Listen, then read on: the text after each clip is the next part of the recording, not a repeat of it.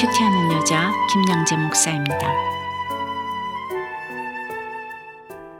오늘 큐티인 말씀은 출애굽기 25장 23절에서 40절까지예요. 하나님 아버지, 광야 같은 우리 삶 속에서 주님이 보이신 양식대로 진설병 상과 등잔대를 잘 만들 수 있도록 말씀해 주시옵소서. 듣겠습니다.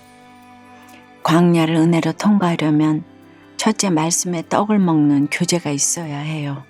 우리가 하나님과 동행하는데 꼭 필요한 요소가 2개 있는데, 오늘 양식대로 만들라고 하신 진설병 상과 등잔대가 바로 그것이에요.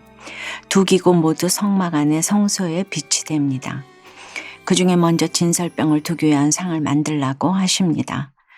오늘 23절과 24절을 보니 조각목으로 상을 만들 때 길이는 2규빗, 너비는 1규빗, 높이는 1규빗 반이 되게 하고 순금으로 싸고 주위에 금태를 두르라고 하세요. 그런데 하나님이 이 떡상을 만들라고 하신 이유가 무엇입니까? 우리와 친밀한 교제를 나누기 원하시기 때문이지요. 그리고 우리는 하나님과 교제함으로써 영육의 양식을 공급받게 됩니다. 무엇보다 언약궤가 있는 지성소 앞에 이 진설병상이 놓인 것은 우리가 숨 쉬고 먹는 것 하나하나도 하나님의 은혜가 아니면 할 수 없다는 것을 의미하지요. 또 25절에 그 주위에 손바닥 넓이만한 턱을 만들고 그 턱 주위에 금으로 태를 만들라고 하세요. 여기서 턱은 떡이 땅에 떨어지지 않고 제자리에 있도록 도와주는 버팀목입니다. 우리가 주님과의 교제에서 멀어지면 안 되기 때문에 하나님 우리를 보호하고자 이 턱을 만들라고 하시는 것입니다. 26절과 27절에서는 금고리 넷을 만들어 모퉁이에 달고 상을 맬 채를 꿰도록 턱 곁에 붙이라고 하시네요. 이 진설병 상도 어제 우리가 살펴본 언약궤처럼 직접 만지면 안 되고 고리로 꿰어서 매야 했습니다. 이스라엘 백성이 광야를 지날 때 성소와 함께 이 진설병 상도 함께 움직였습니다. 광야 같은 우리 인생도 그렇지요. 날마다 주시는 말씀의 양식으로 주님과 교제하고 있으면 무슨 일을 만나든지 만사 형통입니다. 또 29절에 보니 상과 채뿐만 아니라 대접과 숟가락, 병과 붓는 장까지 모두 순금으로 만들라고 하세요. 각각의 역할은 다를지라도 모두 정결하고 고귀한 순금으로 만들라고 하세요. 우리에게 어떤 역할이 주어지든 순금같이 다 귀하다는 것이지요. 그리고 30절에 보니 상 위에 진설병을 두어 항상 내 앞에 있게 할지니라고 하세요. 진설병은 문자적으로 얼굴 앞에 놓인 떡을 뜻해요. 그 말대로 상 위에는 6개씩 2줄로 12개의 떡을 두어 항상 하나님 앞에 있게 하고 제사장은 매주 안식일마다 새로운 떡을 두어야 했습니다. 구약시대의 그림자로 주신 이 떡은 바로 신약시대의 예수님을 의미하지요. 그러므로 이 떡을 먹는다는 것은 예수님을 믿음으로 받아들인다는 뜻과 같습니다. 다시 말해 예수님이 내 죄를 위해 죽으시고 부활하신 것을 믿으며 그의 생명을 내 생명으로 받아들인다는 것이지요. 적용 질문입니다. 날마다 말씀의 떡을 먹으며 주님과 교제하고 계신가요? 요즘 주님과의 교제를 가장 방해하는 것은 무엇입니까? 광야를 은혜로 통과하려면 둘째, 날마다 말씀의 기름을 채워야 합니다.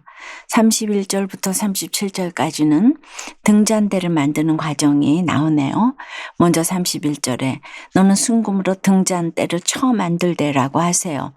여기서 쳐서 만든다는 것은 등잔대가 되기까지 그만큼 시련과 인내와 연단이 필요하다는 것을 의미하지요. 우리가 곧 묵상하게 될 32장에 보면 아론이 금송아지 우상을 금형에 부어서 만듭니다.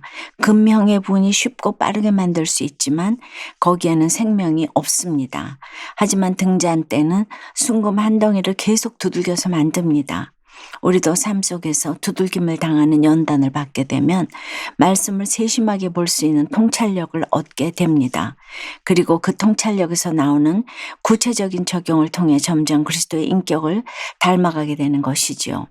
순금을 치면 칠수록 정교하고 아름다운 등잔대가 되는 것처럼 하나님이 여러 사건으로 치실 때마다 우리도 말씀의 빛을 세밀히 비추는 등잔대로 세워지는 겁니다.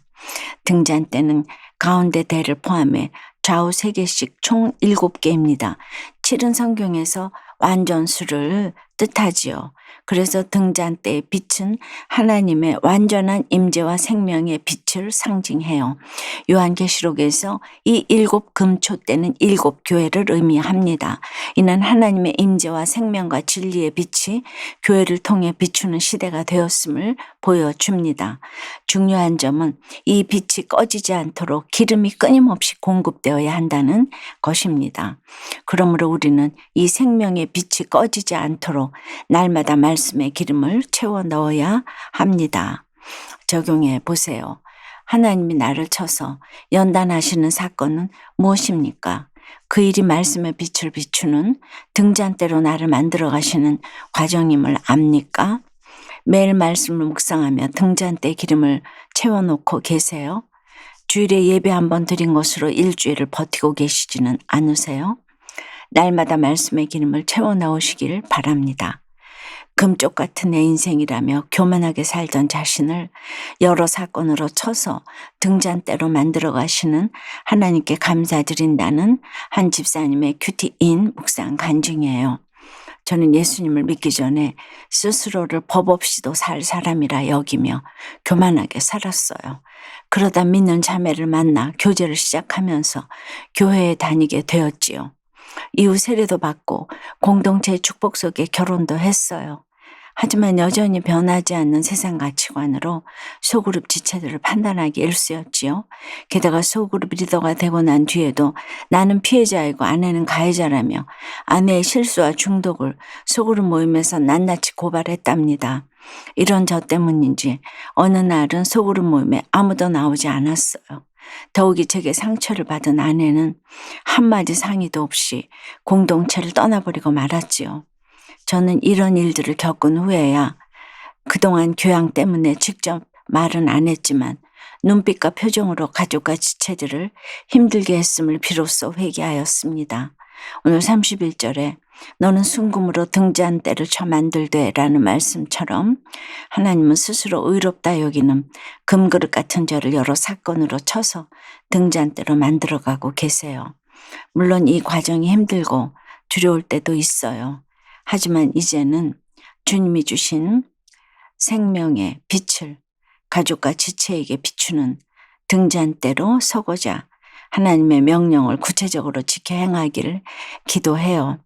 저의 적용은 아내의 연약함을 정죄하지 않고 매일 퇴근 후에 꼭 안아주겠습니다.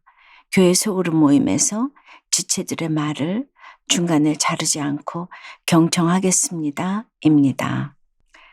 이렇게 하나님이 치시는 사건으로 연단을 받고 내가 죄인임을 고백하면 말씀의 떡과 말씀의 기름을 채워주시는 것 같아요. 말씀이 들리는 사람이 더 죄인임을 깨닫고 회개하는 마음으로 아내를 사랑으로 섬기시면 반드시 회복될 줄 믿습니다.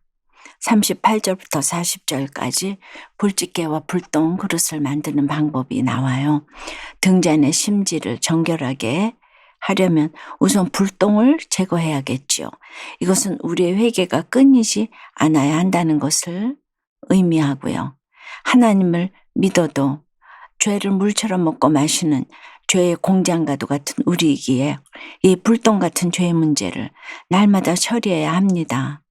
날마다 회개만 해야 하냐고 울상짓지 마시고 그래도 우리의 불똥을 담아주는 공동체가 있음을 기억하시기를 바랍니다. 너는 삼가 이 산에서 내게 보인 양식대로 할지니라. 이 말씀처럼 오늘 하루도 주님이 보여주신 양식대로 살아가는 여러분 되시기를 기도합니다. 기도드립니다. 하나님, 당장 먹고 사는 문제와 당면한 고난에 압도당해 하나님이 보여주신 양식대로 진설병상과 등잔대를 만드는 일이 광야에서 살아가는 것과 도대체 무슨 상관이냐고 묻는 저희입니다. 그래서 정작 제거해야 할 불똥 같은 죄를 보지 못하는 저희를 불쌍히 여겨 주시옵소서. 이제는 각자 삶의 성소에서 말씀의 떡인 진설병이 끊어지지 않도록 주여 역사에 주시옵소서. 하나님이 나를 쳐서 연단하시는 사건이 말씀의 빛을 비추는 등잔대로 나를 만들어 가시는 과정임을 알고 어떤 고난에서도 주님의 세미한 음성을 듣기를 원합니다. 광야에서 붙잡을 것은 오직 말씀뿐임을 알고 날마다 말씀의 기름을 채워 넣을 수 있도록 도와주시옵소서. 오늘 하루 주님이 보이신 양식대로 순종할 수 있도록 주여 우리를 인도해 주시옵소서. 예수 그리스도 이름으로 기도드리옵나이다. 아멘. 지금까지 우리들 교회 김양재 목사님이었습니다.